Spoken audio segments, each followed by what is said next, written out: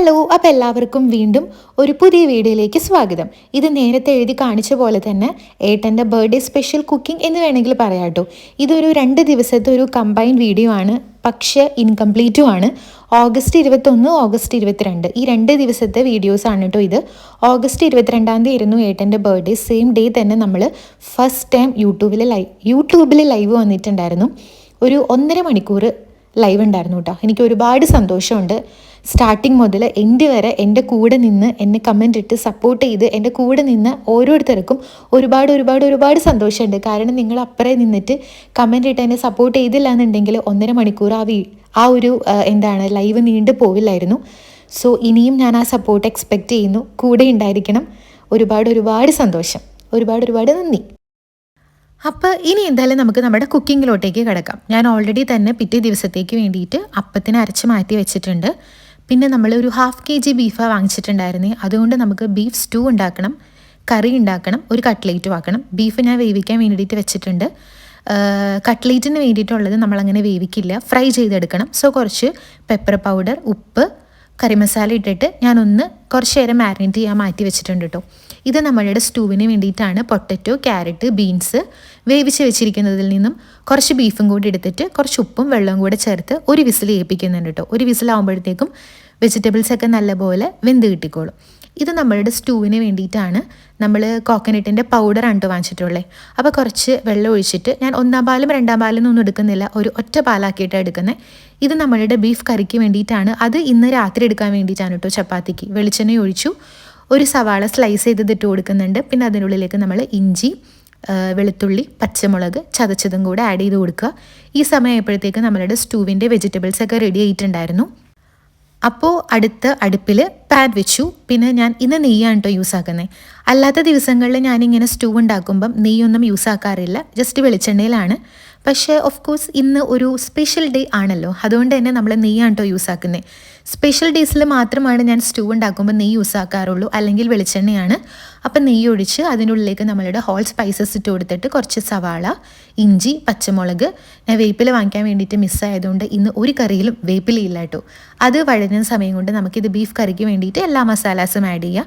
മഞ്ഞൾപ്പൊടി, മുളക് പൊടി, മല്ലിപ്പൊടി, കറി മസാല, അത്രയേ ഉള്ളൂ. അതവിടെ കിടന്ന് വഴഞ്ഞ് കഴിയുമ്പം ഒരു തക്കാളിയും കൂടി ഇട്ടിട്ടൊന്ന് സെറ്റ് ചെയ്യട്ടെ. പിന്നെ നമ്മൾ സ്റ്റൂവിലോട്ടേക്ക് നമ്മൾ കുരുമുളക് പൊടി മാത്രമേ ആഡ് ആക്കുന്നുള്ളൂ, വേറെ സ്പൈസസ് ഒന്നും നമ്മൾ ആഡ് ആക്കില്ല. പിന്നെ അതൊന്ന് റോസ്റ്റായി കഴിയുമ്പം നമ്മൾ ഓൾറെഡി വേവിച്ച് വെച്ചിരിക്കുന്ന നമ്മളുടെ ഇറച്ചി, പിന്നെ വെജിറ്റബിൾസ് ഉണ്ടല്ലോ, അതെല്ലാം കൂടി ഇട്ട് കൊടുത്തിട്ട് നമ്മൾ മിക്സ് ചെയ്ത് വെച്ചിരിക്കുന്ന തേങ്ങാപ്പാലും കൂടെ ഇടുക. പിന്നെ കുറച്ച് പഞ്ചസാര, അതാണ് അതിൻ്റെ ഹൈലൈറ്റ്. അത്രയേ ഉള്ളൂ. പിന്നെ നെയ്യിൽ കാഷ്നട്ടും മുന്തിരിയും വറുത്ത് കോരി എടുക്കുക. നമ്മളുടെ സ്റ്റൂ റെഡി ആയിട്ടുണ്ട്. ഇത് പിറ്റേ ദിവസം എടുക്കുകയാണ് രാവിലെ. അത് ചൂടാറി കഴിയുമ്പോൾ നമുക്ക് ഫ്രിഡ്ജിലോട്ടേക്ക് തട്ടാം. ബീഫ് കറിയും റെഡി ആയിട്ടുണ്ട് കേട്ടോ. ഇത് നമ്മളുടെ എന്തിനു വേണ്ടിയിട്ടാണ്, കട്ട്ലേറ്റിന്. അതൊന്ന് ഞാൻ വറക്കാൻ വെച്ചിട്ടുണ്ട്. സൈഡിൽ നമുക്കിത് ഒരു ലോഡ് പാത്രങ്ങൾ അപ്പോഴത്തേക്കും സിങ്കിൽ നിറഞ്ഞിട്ടുണ്ടായിരുന്നു കേട്ടോ. ഇന്നെന്തോ ഭയങ്കര ധൃതിയായിരുന്നു, എല്ലാം കൂടെ തീർക്കണം. ഏട്ടൻ നേരത്തെ വരികയും ചെയ്യും, ആ സമയം കൊണ്ട് എനിക്ക് എല്ലാം ഫിനിഷ് ആക്കണമായിരുന്നു. പിന്നെ നമ്മൾ കട്ട്ലേറ്റിന് വേണ്ടിയിട്ടുള്ള ബീഫ് ചൂടാറി കഴിഞ്ഞപ്പം ഒന്ന് മിൻസ് ചെയ്തെടുക്കുന്നുണ്ട്. നമ്മുടെ കുഞ്ഞു ജാറിലൊന്ന് ക്രഷ് ചെയ്തെടുത്ത് കഴിയുമ്പോഴത്തേക്കും സംഭവം സെറ്റായിട്ടുണ്ടായിരിക്കും. ഈ സമയം കൊണ്ട് ഒരു പകുതി പൊട്ടറ്റോ ഞാനൊന്ന് വേവിച്ചെടുത്ത് മാറ്റി വെച്ചിട്ടുണ്ടായിരുന്നു കേട്ടോ.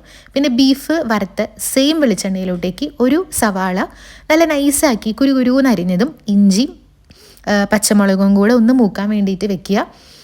പിന്നെ ഇതേ പൊട്ടറ്റോ എടുത്തിട്ടുണ്ട്, അതിൻ്റെ തൊലിയൊക്കെ കളഞ്ഞിട്ട് അതൊന്ന് മാഷ് ചെയ്തെടുക്കണം.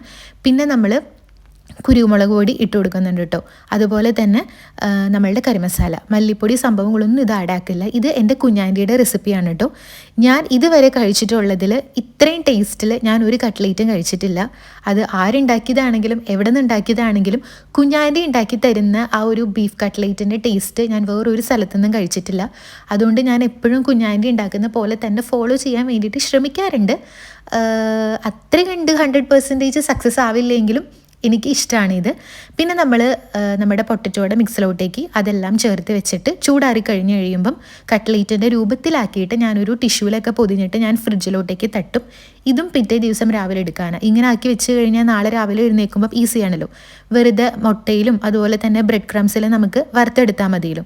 അങ്ങനെ അതൊക്കെ സെറ്റായിട്ടുണ്ട്. ഏട്ടനൊരു ചോട്ടാ സർപ്രൈസ് എൻ്റെ വക കൊടുത്തിട്ടുണ്ടായിരുന്നു. വലിയ കാര്യമായിട്ടൊന്നും ഇല്ലെങ്കിലും ഏട്ടൻ എക്സ്പെക്റ്റ് ചെയ്യാത്തത് കൊണ്ട് സർപ്രൈസ് ആയിട്ടുണ്ട്. ഇത് പിന്നെ പിറ്റേ ദിവസം രാവിലെയാണ് കേട്ടോ. അന്നത്തെ കലാവിരുതുകളൊക്കെ ഞാൻ പിന്നെ എടുക്കാൻ വേണ്ടിയിട്ട് മറന്നുപോയി. എൻ്റെ ആ ഒരു ഫ്ലോ അങ്ങ് പോയതുകൊണ്ട് ആ ഒരു കാര്യമൊക്കെ ഞാൻ വിട്ടു കേട്ടോ. അപ്പം നല്ല ചൂടായതുകൊണ്ടായിരിക്കാം അപ്പത്തിൻ്റെ മാവൊക്കെ നല്ല പോലെ പൊങ്ങി വന്നിട്ടുണ്ട്. പിന്നെ കുറച്ച് ബ്രെഡ് ഞാൻ ജാറിലേക്ക് ഇട്ടിട്ട് ഒന്ന് പൊടിച്ചെടുക്കുന്നുണ്ട്. ഇത് നമ്മുടെ കോട്ടിങ്ങിന് വേണ്ടിയിട്ട് ഒരു മുട്ട, കുറച്ച് പെപ്പർ പൗഡർ, ഉപ്പ് നല്ലപോലെ ബീറ്റ് ചെയ്ത് മാറ്റി വെക്കുക. നമ്മളുടെ കട്ട്ലേറ്റ് കൂട്ടണ ശരിയാക്കാൻ വേണ്ടിയിട്ടാണ് കേട്ടോ. അങ്ങനെ ഒരു അടുപ്പിൽ അപ്പം റെഡിയാക്കണു, മറ്റേ അടുപ്പിൽ നമ്മൾ കട്ട്ലേറ്റ് ആക്കാനും വേണ്ടിയിട്ട് വെളിച്ചെണ്ണ ഒഴിച്ചു കൊടുത്തിട്ടുണ്ട് കേട്ടോ. അപ്പം നാട്ടിൽ ഞാൻ ഉണ്ടാക്കുന്ന പോലെ ഒരു 100% പെർഫെക്റ്റിൽ എനിക്ക് കിട്ടുന്നില്ല. കാരണം ഇവിടെ കിട്ടുന്ന തേങ്ങയൊന്നും അത്ര കണ്ട് ഫ്രഷ് അല്ലാത്തത് കൊണ്ട് അത്ര പെർഫെക്റ്റ് ആയിട്ടൊന്നും സംഭവം കിട്ടുന്നില്ല. പക്ഷെ നമുക്ക് അഡ്ജസ്റ്റ് ചെയ്യാം. പിന്നെ പച്ചരി വെച്ചിട്ടല്ല കേട്ടോ, ഞാനിവിടെ അരിപ്പൊടി വാങ്ങിച്ചിട്ടാണ് ചെയ്തിട്ടുണ്ടായിരുന്നേ. നാട്ടിൽ നിന്ന് കൊണ്ടുവന്ന പച്ചരിയൊക്കെ തീർന്നിട്ടുണ്ടായിരുന്നു. അപ്പോൾ അതേ മുട്ടയിൽ മുക്കിയിട്ട് ബ്രെഡ് ക്രംസിൽ മുക്കിയിട്ട് നമ്മളുടെ കട്ട്ലേറ്റ് വറുത്തെടുക്കുക. നല്ല ടേസ്റ്റ് ഉണ്ടായിരുന്നു കേട്ടോ കട്ട്ലേറ്റ്. എനിക്കങ്ങനെ വേറെ കുറേ ആൾക്കാർ നമ്മൾ മറ്റേ മല്ലിപ്പൊടി മുളക് പൊടിയൊക്കെ ഇട്ടിട്ട് ഉണ്ടാക്കുന്നത് കാണാം. എനിക്കിഷ്ടം ഇങ്ങനെ ഉണ്ടാക്കുന്നതാണ്. അപ്പം നമ്മുടെ ബ്രേക്ക്ഫാസ്റ്റിൻ്റെ പരിപാടികൾ നടന്നുകൊണ്ടിരിക്കുകയാണ്. കുഴപ്പമില്ലാത്ത രീതിയിൽ കണ്ണൊക്കെ ഉണ്ട് അപ്പത്തിന്, എന്നാലും അത്ര പെർഫെക്റ്റ് ആയിട്ട് സംഭവം വന്നിട്ടില്ല. ഇതേ കട്ട്ലേറ്റും നല്ല സെറ്റായിട്ടുണ്ട്. 2 വറുത്തുള്ളൂ, ബാക്കി നമ്മൾ വൈകിട്ട് ചായ കുടിക്കുമ്പം വറക്കാമെന്ന് പറഞ്ഞു. അങ്ങനെ ആവശ്യമുള്ള സ്റ്റൂവും കൂടെ എടുത്തിട്ട് ഞാൻ ചൂടാക്കി എടുക്കുന്നുണ്ട്. ഞാൻ 2 ദിവസത്തേക്ക് കണക്കാക്കിയിട്ടാണ് സ്റ്റൂ ഉണ്ടാക്കിയിട്ടുള്ളത്. അങ്ങനെ നമ്മളുടെ വിഭവസമൃദ്ധമായിട്ടുള്ള നമ്മുടെ ബ്രേക്ക്ഫാസ്റ്റ് ബർത്ത്ഡേ ബോയുടെ കൂടെ ഇരുന്നിട്ട് നമുക്ക് കഴിക്കാം. അടിപൊളിയായിരുന്നു. പിന്നെ സത്യം പറഞ്ഞാൽ ഞാൻ വീഡിയോ എടുത്തില്ല.